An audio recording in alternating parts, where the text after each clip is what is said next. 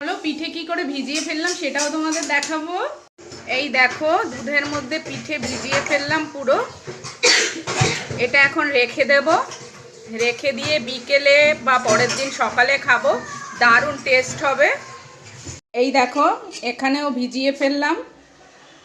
এই দেখো সুন্দর কেমন হয়েছে তোমরা একটু জানিও। আমরা কাঠে করে এনে ঘরে বসেই ভিজিয়ে ফেললাম। তো এটাই যে শহরে বসেও কিন্তু আমরা কাঠের জালে সুন্দর পিঠে করতে পারি, তাও আবার ঢেকি ছাটা চালে। এই দেখো আমরা এখানে বসেও ঢেকি ছাটা চালে সুন্দর পিঠে বানিয়ে ফেললাম। তোমরা কিন্তু আমার ছোট্ট পরিবারে ঘুরতে এসো এবং জানিও যে পিঠেটা কেমন হয়েছে, সবাইকে খাওয়াবো।